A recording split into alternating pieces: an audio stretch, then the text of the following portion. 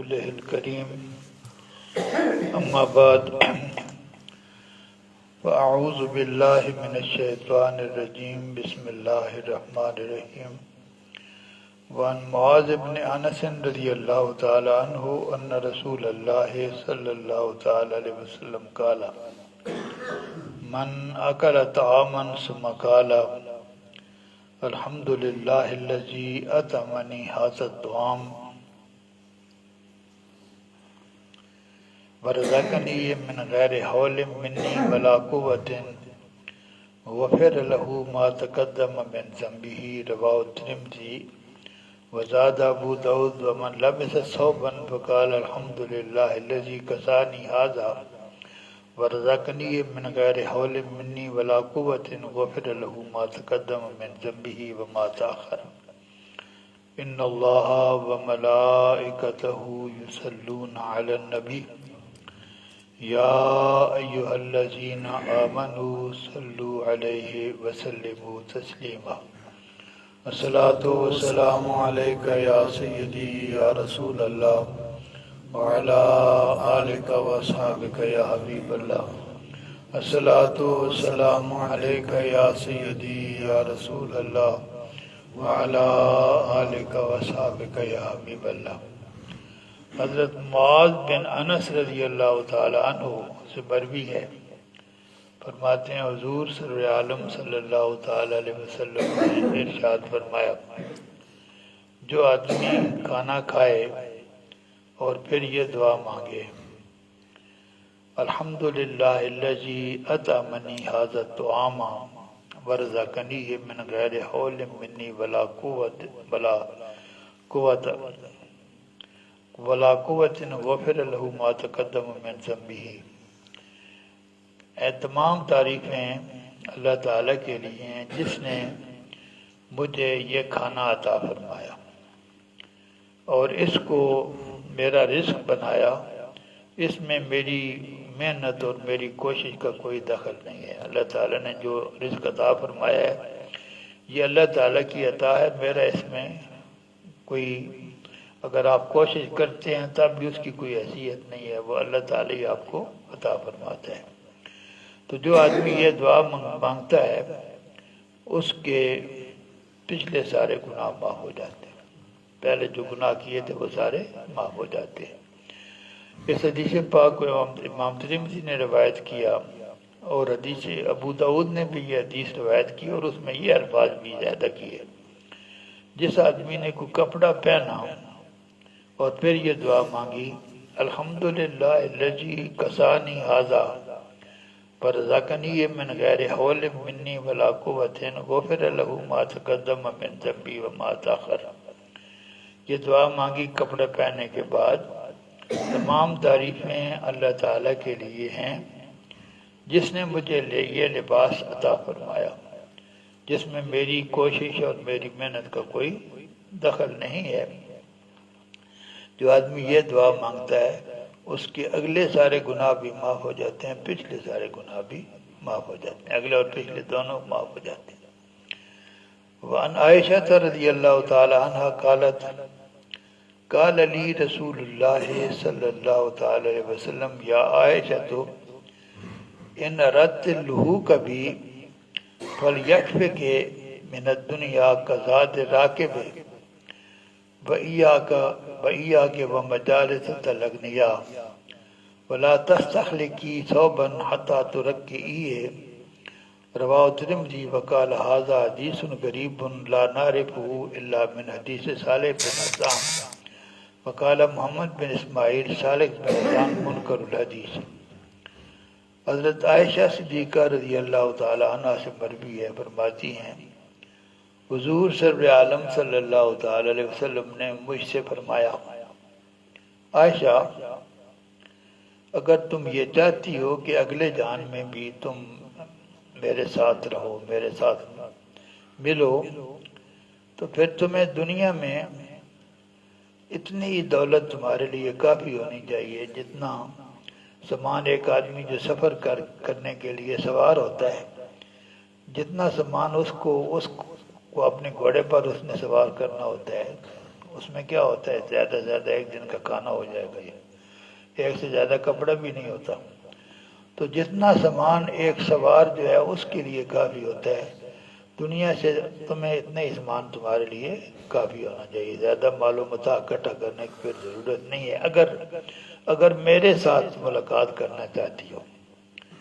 اور ساتھ دوسری فرمایا کہ جو امیر لوگ ہیں ان کی مجالس سے بچنا، ان کی محفل میں بیٹھنے سے، ان کے ساتھ گپ شپ لگانے سے، ان سے تمہیں بچنا ہوگا.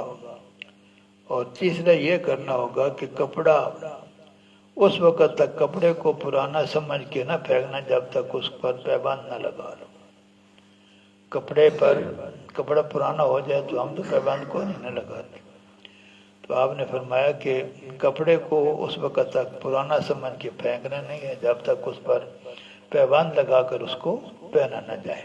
یہ 3 ہدایات حضور صلی اللہ علیہ وسلم نے فرمائی. کیوں فرمائی؟ اگر میرے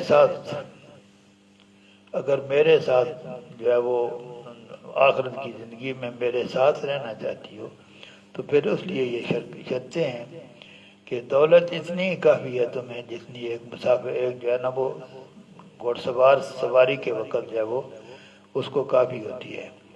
اور دوسرا یہ کہ جو بہت جو ہے نا وہ ویل آف لوگ ہیں، جو کروڑ پتی ملینئر وغیرہ ہیں، ان کے ساتھ محفل نہیں کرنی، ان سے جو ہے نا بچ کے رہنا ہے.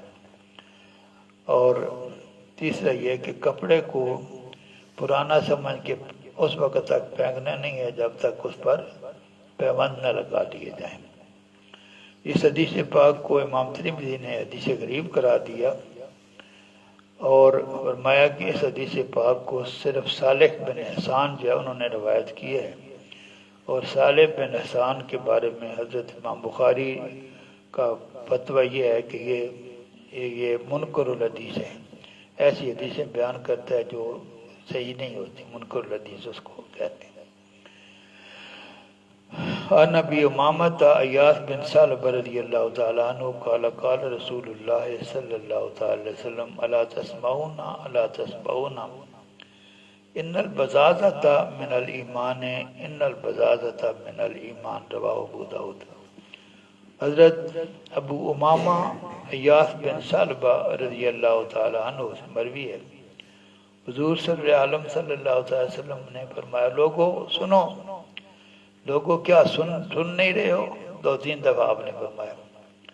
اور اس کے بعد فرمایا ان البزازۃ من الایمان، سادگی جس میں انسان جو ہے وہ ایسی کیفیت جس میں آپ ہماری زبان میں کہتے ہیں ٹور، جس میں ٹور نہیں ہوتی اس کو بزازہ کہتے ہیں. جس میں ٹور نام کی کوئی چیز نہیں ہوتی. اسے یہ مراد نہیں ہے کہ آپ کے کپڑے میلے ہوں، آپ نے عام سے کپڑے پہنے ہوں لیکن صاف ستھرے ہونے چاہیے. ایمان صفائی تو ایمان کا حصہ ہے. کچھ لوگ جو ہیں وہ سادگی میں گندگی کو بھی شامل کر لیتے ہیں. سادگی ایک علیحدہ چیز ہے، گندگی ایک علیحدہ چیز ہے. آپ کے جسم پر اگر جو ہے وہ 1000 روپے گز والا کپڑا ہے اور وہ گندا ہے تو وہ گندگی ہے. لیکن اگر آپ جو ہے وہ 2 روپے گز والا کپڑا آپ کے جسم پر ہے لیکن صاف ستھرا ہے تو شریف یہ سادگی تو ہے.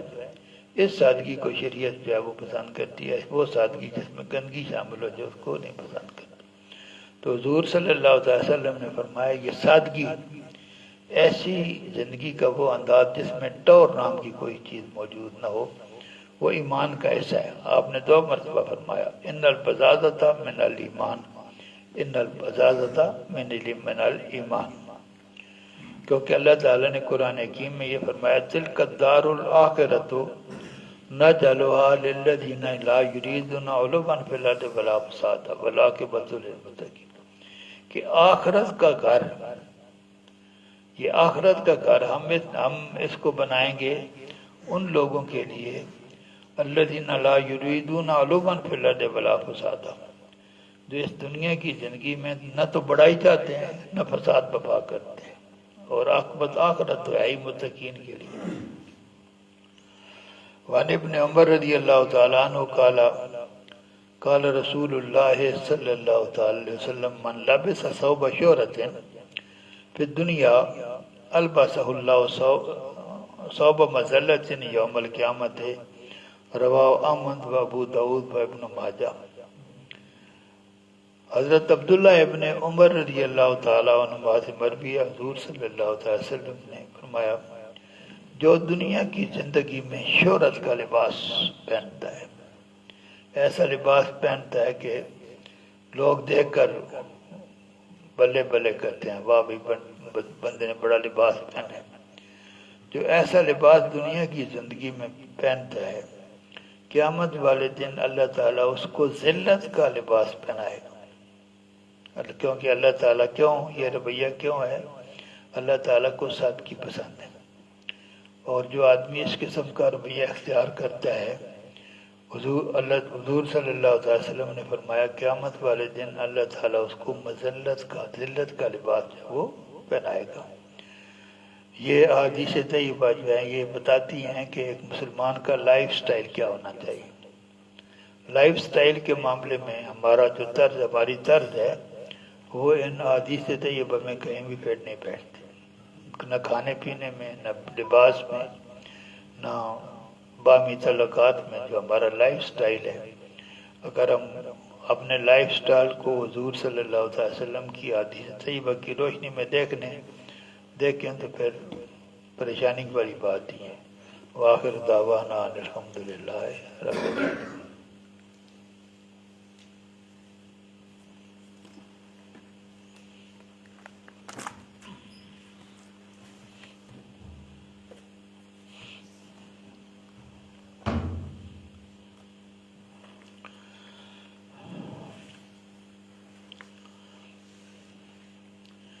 سب سے افضل دن کون ہے؟ فرمایا سب سے دن جو ہے اچھا دن وہ یوم عرفہ، 9 ذی الحج کو یوم عرفہ کہتے ہیں۔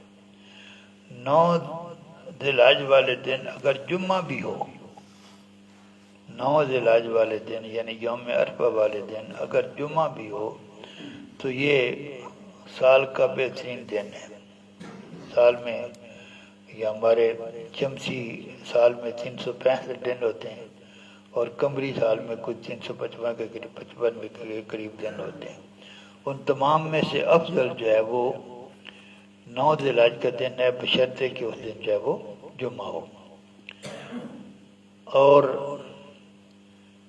یہ ایک حج کسی آدمی نے جمعے والے دن کیا، وہ حج کیا جس میں 9 ذی الحج کے دن جمعہ تھا، تو اس کا جو مقام ہے وہ دوسرے 70 حجوں سے بھی پورا نہیں ہوتا، اور دوسرے دنوں میں آدمی 70 حج بھی کرے تو جمعے والے دن جو حج کیا، ایک حج کیا، یہ اس کا مقابلہ نہیں کر سکتا۔ کیونکہ حضور صلی اللہ تعالی وسلم سے جو ایک کتاب ہے جس کا نام ہے معراج الدرایا، اس میں حضور صلی اللہ تعالی وسلم سے یہ حدیث پاک مروی ہے کہ حضور صلی اللہ تعالی وسلم نے ارشاد فرمایا تمام دنوں سے افضل دن جو ہے وہ یوم عرفہ ہے اگر اس دن جمعہ بھی ہو، اور یہ دن جو ہے یہ 70 حجوں سے، یہ عام 70 حجوں سے بھی افضل ہے۔ ایک اور کتاب جس کا نام تجرید السیاح ہے، اس میں امام موطا کے حوالے سے اس کو روایت کیا گیا ہے۔ امام ابو حنیفہ کے نزدیک مکہ مکرمہ میں ڈیرہ لانا جو ہے انہوں نے اس کو مکروہ قرار دیا ہے۔ آپ چاہتے ہیں کچھ عرصہ تو رہتے ہیں نا، مکمل طور پر جو ہے وہ مکہ مکرمہ میں ڈیرہ لانے کو امام ابو حنیفہ نے مکروہ کہا ہے، اور اس کی وجہ یہ بتائی ہے کہ وہاں رہ کر آدمی نہ تو خانہ کعبہ کے حقوق پورے کر سکتا ہے، نہ مکہ مکرمہ کے پورے کر سکتا ہے۔ لیکن ان کے جو 2 شاگرد ہیں، امام یوسف اور امام محمد، انہوں نے امام ابو حنیفہ سے اس معاملے میں اختلاف کیا کہ خانہ کعبہ کے اندر مکہ مکرمہ میں مکمل قیام کرنا جو ہے یہ مکروہ نہیں ہے، انہوں نے اس کو جائز قرار دیا ہے۔ وآخر دعوانا ان الحمد للہ رب العالمین۔